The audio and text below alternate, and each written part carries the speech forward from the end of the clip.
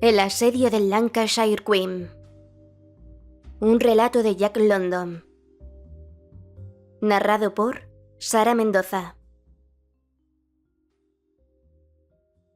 La prueba más exasperante que recuerdo en el curso de mi estancia en la patrulla pesquera fue el asedio a un gran barco inglés de 4 mástiles.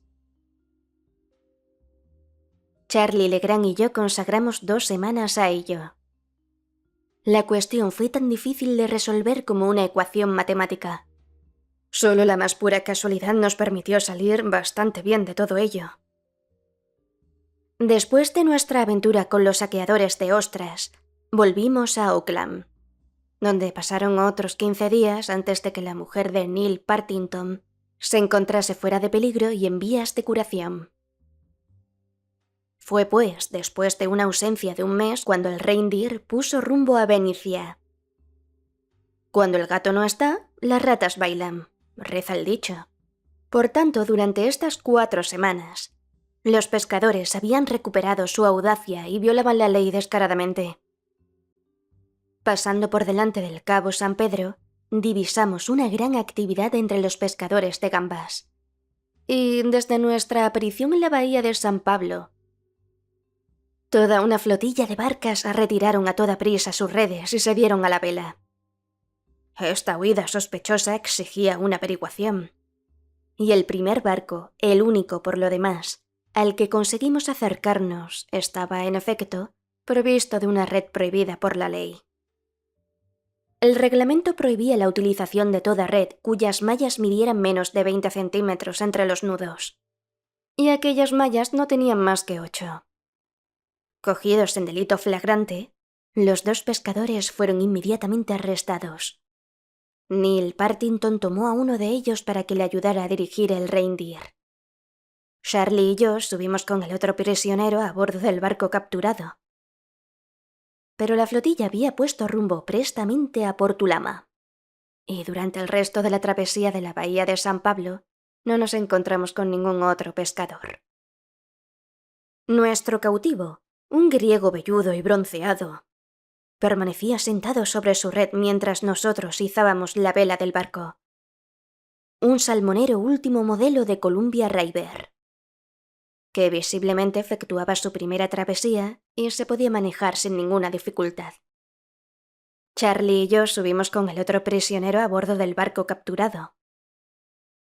En vano alababa Charlie las cualidades de su barco, el griego rehusaba hablar o prestar la más mínima atención a sus palabras. Por lo que abandonamos a su suerte a un individuo tan poco sociable. Tras sobrepasar los estrechos de Carquínez, entramos un poco por el interior de la cala de Turner para encontrar aguas más tranquilas. Varios veleros ingleses de acero esperaban el cargamento de cereales, y allí mismo, en el lugar donde habíamos pillado a Alec el Fuerte, dimos con 2 italianos tranquilamente instalados en su bote, y que se disponían a echar un sedal chino para esturiones. La sorpresa fue recíproca. Nos lanzamos sobre ellos antes de que se dieran cuenta. Charlie tuvo el tiempo justo de ponerse a barlovento y correr hacia el bote. Yo me precipité a la proa y les eché a los delincuentes un trozo de cable dándoles la orden de amarrarlo. Uno de los italianos ató un extremo a una cornamusa, mientras yo me apresuraba a poner nuestra vela mayor a 1/3. Hecho esto, nuestro salmonero empezó a retroceder, rozando pesadamente contra el bote.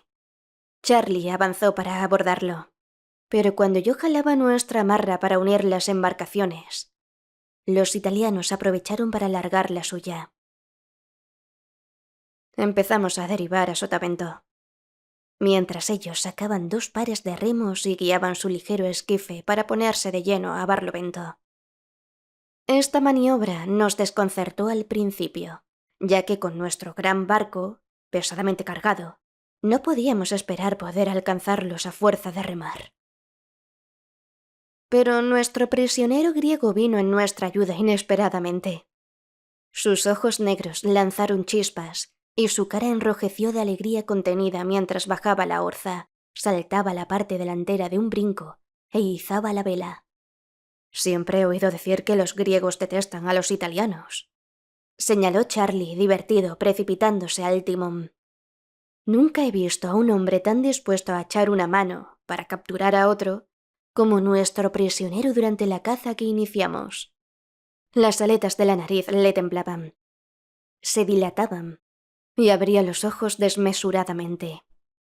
Mientras Charlie gobernaba el barco, él cazaba la vela, y a pesar de la vivacidad de Charlie, el griego casi no podía dominar su impaciencia. Los italianos evitaban la orilla, cuyo punto más próximo se encontraba a una buena milla de distancia. Si hubieran intentado alcanzarla, nos habríamos lanzado sobre ellos con el viento de lado. Y los habríamos cogido antes de que hubiesen recorrido la octava parte de la distancia. Demasiado prudentes para intentar la experiencia. Se contentaban con remar vigorosamente con el viento a favor, a estribor de un gran navío, el Lancashire Queen. Al otro lado del buque se extendía una capa de agua de 2 millas hasta la playa. No había nada que temer en esta dirección, ya que rápidamente los habríamos alcanzado. Cuando llegaron a la proa del Lancashire Queen, no podían hacer más que remar a vapor hacia la popa, lo que los ponía fuera del viento y nos daba ventaja. Nosotros, en el salmonero, ciñendo el viento de cerca, viramos a barlovento y dimos la vuelta a la proa del Lancashire Queen. Entonces Charlie enderezó el timón y nos lanzamos a lo largo del lado de babor, mientras el griego, cazando la escota de la vela, hacía gestos de alegría. Los italianos estaban ya a media altura del barco, pero la fresca brisa que soplaba nos empujaba hacia ellos más deprisa de lo que ellos podían ir. Cada vez más nos acercábamos, y ya me inclinaba hacia adelante para coger el bote cuando éste se precipitó bajo la bóveda del Lancashire Queen. En suma, estábamos igual que al principio. Los italianos remaban a lo largo de estribor, y de nuevo nosotros navegábamos ciñendo al máximo y esforzándonos por ganar terreno con el viento al avanzar a lo largo del navío. Dieron la vuelta alrededor de la proa, bajaron de nuevo por el lado de babor, y de nuevo nosotros viramos al viento, pasando la proa a nuestra vez, y corrimos hacia ellos con el viento en popa del otro lado. También esta vez, en el momento en que me disponía a cogerlo, el bote se precipitó bajo la bovedilla del navío, poniéndose momentáneamente otra vez fuera de peligro. La carrera prosiguió varias veces alrededor del barco, ya que la embarcación que perseguíamos encontraba cada vez el medio de escapársenos por los pelos al llegar a la parte trasera del barco y empezar otra vuelta. Por aquel entonces, la tripulación del navío inglés empezaba a interesarse por lo que pasaba abajo, y divisamos las cabezas de los marineros alineados a lo largo de la barandilla, desde donde nos observaban. Cada vez que fallábamos nuestra presa en la parte trasera de su barco, un concierto de aclamaciones salvajes se elevaba en el aire, y luego todos se precipitaban al otro lado para seguir las peripecias de la caza con el viento en contra. Vertían sobre los italianos y sobre nosotros una sarta de burlas y de consejos, lo cual exasperaba hasta el punto a nuestro griego que cada vez blandía hacia ellos su puño amenazador. Los espectadores aguardaban esta demostración de furor, que invariablemente desencadenaba en ellos una alegría delirante. «Un verdadero circo», exclamó uno de los marinos ingleses. «Venme ahora a hablar de hipódromos marítimos. Por Dios, este espectáculo supera una comicidad a todo lo que he visto hasta ahora», afirmó otro. «La ronda de los 6 días», anunció un tercero. «¿Quién saldrá victorioso? Los Macarroni». A la bordada siguiente, cuando estábamos orzando, el griego propuso cambiar de sitio con Charlie. «Dejadme conducir el barco y les atraparé, seguramente», declaró. Era un rudo golpe para el orgullo profesional de Charlie, que se jactaba de saber gobernar un barco. Sin embargo, le cedió el timón al prisionero y lo reemplazó en la vela. Dimos aún 3 vueltas alrededor del barco, y el griego tuvo que reconocer que no lo podía hacer mejor que Charlie. «No los cogeréis», gritó uno de los marinos asomados desde la barandilla. «Renunciad a la persecución». Ferozmente el griego alzó un puño, según su costumbre. Mientras tanto, mi mente no permanecía inactiva, y por fin una idea surgió en mi cerebro. Avanzamos lastimosamente durante una nueva bordada al viento. Até un trozo de cuerda en un pequeño gancho que había encontrado en el sumidero, y amarré el otro extremo del cabo al eslabón de barbo quejo y, guardando en mi poder el gancho, esperé la ocasión de poder utilizarlo. Una vez más hicieron su descenso a babor, y nos lanzamos sobre ellos con el viento en popa. Nos acercábamos cada vez más, y yo fingía quererlos atrapar como antes. La popa del bote se encontraba apenas a 2 metros de mí, y los italianos se burlaban descaradamente de nosotros en el momento en que alcanzaban la bovedilla trasera del barco. Súbitamente me levanté y lancé el gancho de hierro. Alcancé su objetivo y se enganchó plenamente en la borda de la embarcación, que fue arrastrada bruscamente fuera de su refugio cuando la cuerda se tensó bajo la acción de nuestro barco. De la fila de espectadores surgió un gruñido que pronto se mudó en una formidable carcajada. Uno de los italianos había sacado un largo cuchillo y cortaba el cabo, pero nuestros adversarios ya no se sentían seguros. Y desde su sitio en la cámara trasera, Charlie se inclinó y agarró el bote por la popa. La escena apenas había durado un segundo. En el momento en el que el primer italiano cortaba la cuerda y Charlie se agarraba a la borda, el segundo italiano les asestó con el remo un golpe en la cabeza. Charlie soltó la presa y se derrumbó, aturdido en el salmonero. Los italianos se inclinaron sobre los remos y una vez más se metieron bajo la bovedilla del Lancashire Queen. El griego, apoderándose a la vez del timón y de la escota, continuó solo la persecución, mientras yo me ocupaba de Charlie, cuyo cráneo se adornaba con un chichón que se hinchaba por momentos.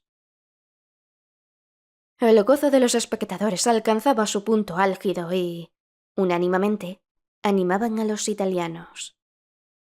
Charlie se levantó con una mano sobre la cabeza y miró a su alrededor con aire amenazador.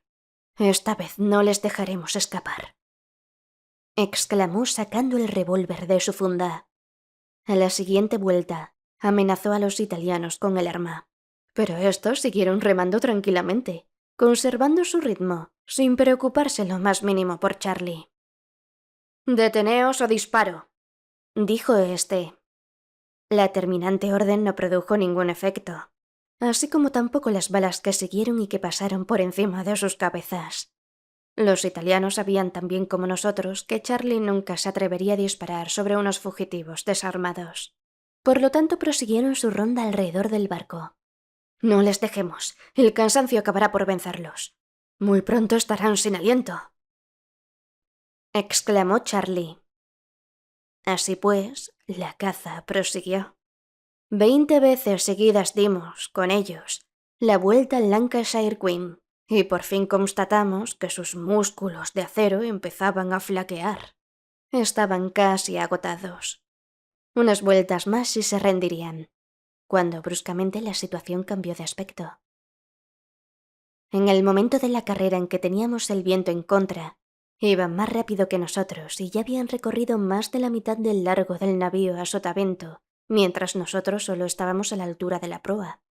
Pero esta vez, cuando dimos la vuelta a la proa, los vimos ponerse a salvo por la escalera de bordo, que había sido momentáneamente bajada. El complot de los marineros había sido efectuado, con toda evidencia, con el consentimiento del capitán, ya que en el momento en que nos acercábamos al lugar en que la escalera había sido bajada, ésta fue izada a bordo, y el bote suspendido en los pescantes del navío se balanceaba sobre nosotros fuera de nuestro alcance. El diálogo intercambiado entre el capitán y Charlie fue tan breve como categórico. El capitán nos prohibía absolutamente subir a bordo del Lancashire Queen y se negaba enérgicamente a entregarnos a los 2 hombres. En ese momento, Charlie estaba tan furioso como el griego. No solo había sufrido una lastimosa derrota tras una larga y ridícula persecución, sino que había estado a punto de ser molido a golpes por sus adversarios. «Los tiparracos esos me han dejado un chichón», decía indignado, golpeando uno de sus puños en la palma de la otra mano. «Pues me las pagarán. No me moveré de aquí sin haberme vengado. aunque tenga que pasarme el resto de mis días. No se me escaparán, tan cierto como me llamo Charlie Legrand. Comenzó entonces el asedio del Lancashire Queen, asedio tan memorable en los anales de los pescadores como en los de la patrulla pesquera. Cuando el Reindeer volvió después de una persecución en vano de la flotilla de pesca, Charlie le rogó a Neil Partington que le enviara su propio salmonero con mantas, víveres y un hornillo de madera.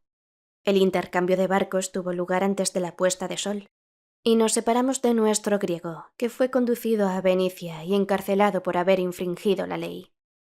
Después de cenar, Charlie y yo hicimos guardias alternativas cada 4 horas hasta la salida del sol. Aquella noche, los italianos no intentaron huir, aunque el navío inglés había mandado un bote de exploración para asegurarse de que el peligro había pasado. Al día siguiente, comprendiendo que debíamos llevar a cabo un asedio en toda regla, pensamos en cómo perfeccionar nuestra táctica. El muelle Solano, que costeaba la orilla de Venecia, contribuyó a la realización de nuestro plan. Por pura casualidad, el Lancashire Queen, la orilla del astillero de Turner, y el muelle Solano formaban las puntas de un gran triángulo equilátero. Del buque al astillero, lado del triángulo por el que debían huir nuestros italianos, había la misma distancia que del muelle Solano al astillero, lado del triángulo que debíamos seguir nosotros para llegar a la costa antes que ellos. Podíamos, gracias a nuestra vela, ganar en velocidad a los remeros y permitirles recorrer la mitad de la distancia antes de ponernos en camino.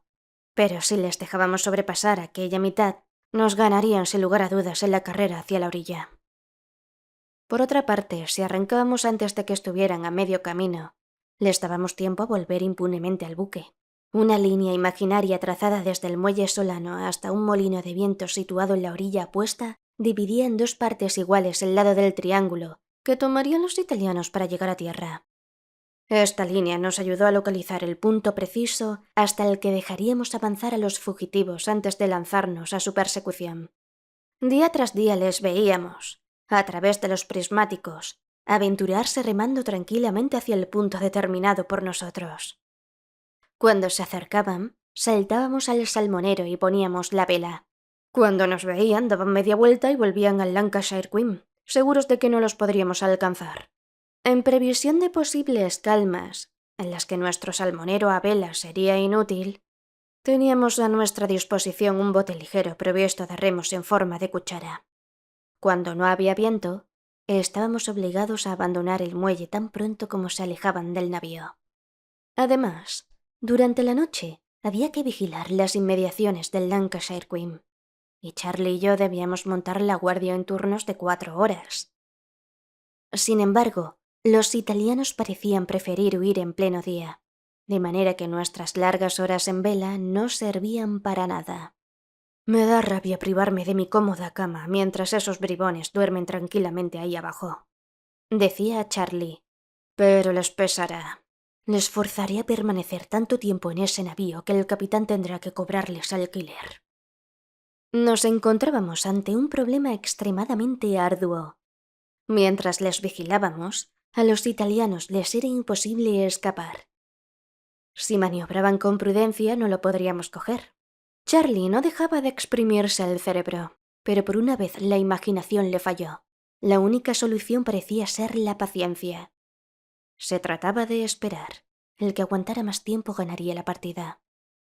Aún aumentó más nuestro furor, pues amigos de nuestros italianos establecieron un código de señales entre el Lancashire Queen y la orilla, lo cual nos impedía abandonar ni un solo instante nuestro puesto de observación. Por otra parte, 1 o 2 pescadores, de aspecto más bien sospechoso, rondaban las aguas del muelle Solano y espiaban todos nuestros movimientos. No podíamos hacer más que tascar nuestro freno, según la expresión de Charlie. Mientras tanto, aquel asedio absorbía todo nuestro tiempo, en detrimento de nuestras otras ocupaciones. Los días transcurrían sin que la situación cambiara lo más mínimo. No es que no se intentara nada para remediarlo. Una noche, 2 amigos de los italianos abandonaron la orilla en un bote y trataron de engañarnos mientras los delincuentes abandonaban el Lancashire Queen. Su artimaña fracasó a causa de la falta de aceite en los pescantes del navío. Los chirridos de los pescantes llegaron hasta nosotros. Abandonamos la persecución del bote y llegamos al Lancashire Queen, en el preciso momento en que los italianos bajaban su canoa. Otra noche, media docena de barquitos se pusieron a circular alrededor nuestro en las tinieblas, pero esta vez no dejamos de vigilar el navío. Y nuestros 2 italianos, furiosos al ver venirse abajo su plan, nos llenaron de injurias. Charlie se reía él solo en el fondo del barco. «Es una buena señal», me dijo. «Cuando un hombre recurre al insulto, créeme, es que su paciencia se está agotando. Y cuando se pierde la paciencia, no tarda en perderse la cabeza. Escucha bien lo que te digo. Si sabemos aguantar hasta el final, un buen día cometerán una distracción y les echaremos el guante». Eran cada vez más desconfiados, y Charlie tuvo que reconocer que sus pronósticos eran equivocados. La resistencia de aquellos italianos igualaba a la nuestra, y la segunda semana del asedio se hizo larga y monótona. Entonces, la imaginación de Charlie le sugirió una idea. Peter Boyilin, un nuevo patrullero que los pescadores no conocían, acababa de llegar a Venecia. Le pusimos al corriente de nuestro proyecto. A pesar de toda nuestra discreción, no sé cómo el secreto trascendió y los italianos fueron avisados por sus amigos de la orilla para que estuvieran en alerta constante. La noche fijada para llevar a cabo nuestro ardid, Charlie y yo montamos en un bote y fuimos a apostarnos, como de costumbre, no lejos del Lancashire Queen. Al oscurecer, Peter Boyilin salió en un horrible barcucho, del género de barcos que llevamos bajo el brazo. Cuando oímos el ruido de sus remos, nos alejamos en las tinieblas y aguardamos a que se desarrollasen los acontecimientos, con los brazos cruzados sobre los remos. Al llegar al portalón del Lancashire Queen, saludó al hombre que estaba de guardia. Le preguntó la dirección del Scottish Chief, otro carguero de trigo. Hizo zozobrar expresamente su barco y luego cayó al mar. El vigía bajó corriendo la escalera del portalón y lo sacó del agua. Nuestro patrullero pensaba subir a bordo del navío, pasar al puente y bajar a calentarse y a secar sus ropas. Pero el capitán, nada hospitalario, lo dejó encaramado en el último escalón del portalón, temblándole todo el cuerpo, con los pies en el agua hasta que, compadecidos, salimos de las tinieblas para ir a buscar a nuestro hombre. Las burlas de la tripulación, que se había despertado, resonaron cruelmente en nuestros oídos. Los mismos italianos se inclinaron sobre la borda y se burlaron a costa nuestra. «Está bien», me susurró Charlie en voz baja. «Consolémonos en no ser los primeros en reír y conservaremos nuestra hilaridad para el final, ¿verdad, hijo?» Al decir esto me dio una palmadita en el hombro, pero discerní que en su voz había más decisión que esperanza. Podríamos haber recurrido a la policía regular de los Estados Unidos y abordar al buque inglés con el apoyo de la autoridad. Pero las instrucciones del servicio de los pescadores obligan a los patrulleros a evitar cualquier complicación. Y si, en ese caso, hubiéramos apelado a los poderes superiores, habríamos corrido el riesgo de provocar, aunque parezca imposible, problemas internacionales bastante molestos. La segunda semana de asedio tocaba a su fin, y todos permanecíamos en nuestras posiciones. En la mañana del 14º día, algo vino en nuestra ayuda, pero de una forma tan inesperada que experimentamos una sorpresa igual a la de los hombres que intentábamos capturar. Tras nuestra vigilancia nocturna a lo largo del Lancashire Queen, Charlie y yo volvimos, como cada mañana, al muelle Solano. «Vaya», exclamó Charlie muy extrañado. «¿Tendré telarañas en los ojos? ¿Has visto alguna vez en tu vida una embarcación como esa?» Amarrada al muelle, vi en efecto la lancha motora más extraordinaria del mundo. No debería designar aquel barco con ese nombre, pero se parecía mucho más a una lancha motora que a cualquier otra clase de embarcación. Medía 22 metros de largo, pero era tan estrecho y pobre de superestructura que parecía más pequeño de lo que era en realidad. Construido enteramente en acero, estaba pintado de negro. 3 chimeneas, bastante distantes la una de la otra y muy inclinadas hacia atrás. Estaban situadas sobre una sola línea en medio del navío.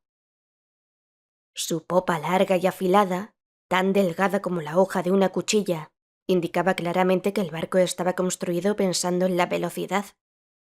Al pasar bajo su popa, leímos la palabra «Streak» pintada en minúsculas letras blancas.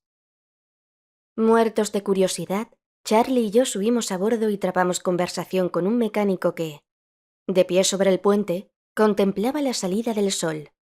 Contestó a nuestras preguntas de muy buen grado, y al cabo de pocos minutos supimos que el Streak había llegado la víspera por la tarde de San Francisco, que era su primer viaje, que pertenecía a Silas Tate, joven millonario californiano locamente aficionado a la velocidad.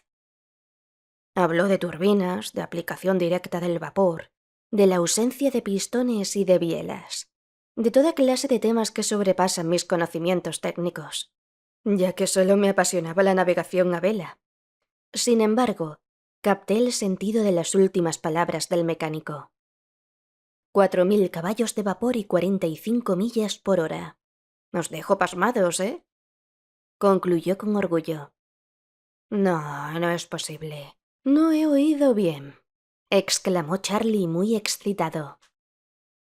4.000 caballos de vapor y 45 millas por hora, repitió el mecánico riéndose llanamente. ¿Dónde está el propietario?, preguntó rápidamente Charlie. ¿Podría hablar con él? El mecánico meneó la cabeza. No, ahora no, está durmiendo. En aquel momento, un hombre joven vestido de azul subió al puente y se detuvo un poco más lejos hacia la parte trasera para mirar salir el sol en el horizonte. Ahí está, es él, es Mr. Tate, anunció el mecánico. Charlie fue hacia Mr. Tate y le dirigió la palabra. El joven le escuchó con una expresión divertida en el rostro. Sin duda debió inquietarse por la profundidad del agua en las proximidades del astillero de Turner, ya que vi a Charlie hacer muchos gestos, dándole explicaciones. Unos minutos más tarde mi compañero volvió a mi lado, desbordante de alegría. «Rápido, bajemos al muelle», me dijo. «Esta vez ya los tenemos». La suerte quiso que abandonásemos el Streak antes de que apareciera uno de los pescadores espías. Charlie y yo volvimos a nuestro sitio habitual en el borde del muelle, un poco delante del Streak, y justo por debajo de nuestro barco, desde donde podíamos vigilar cómodamente el Lancashire Queen. No se produjo ningún acontecimiento antes de las 9. En aquel momento, los dos italianos abandonaron el buque inglés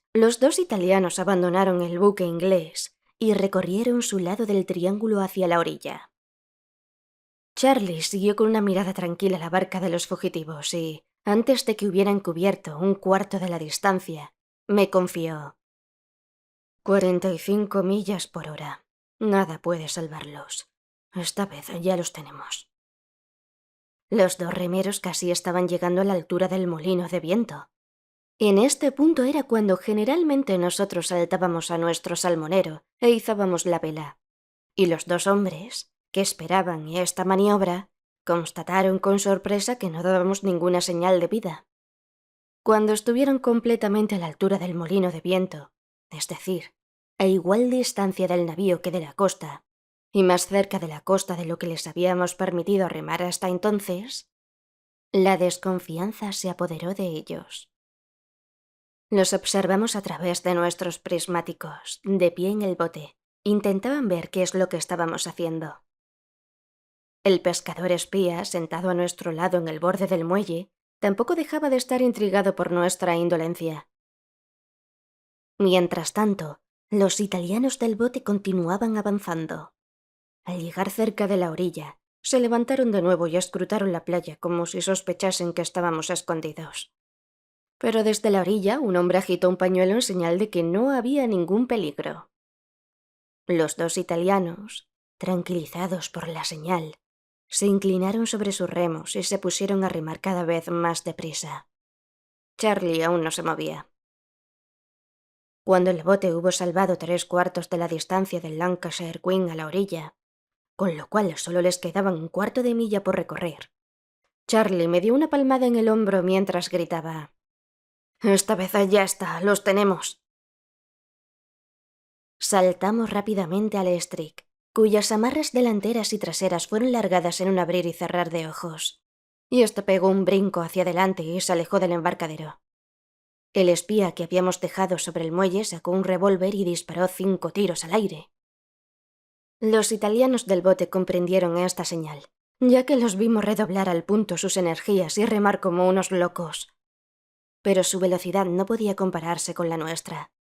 Rozábamos, por así decirlo, la superficie líquida. Nos desplazábamos con tal rapidez que una ola rompía cada lado de nuestra popa y la espuma, detrás, se elevaba en una serie de 3 olas que verticalmente se erguían, formando en la popa un enorme rulo de cresta espumeante que nos perseguía ávidamente y parecía a cada momento querer derrumbarse dentro del barco y engullirnos. El Streak jadeaba y vibraba como un ser viviente, virando con un viento de 45 millas. Imposible hacerle frente sin quedarse sin respiración. El humo de la chimenea se doblaba en ángulo recto con la perpendicular. En realidad íbamos tan deprisa como un tren expreso.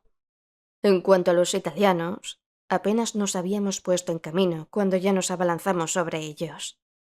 Tuvimos evidentemente que aminorar la marcha antes de llegar a su altura.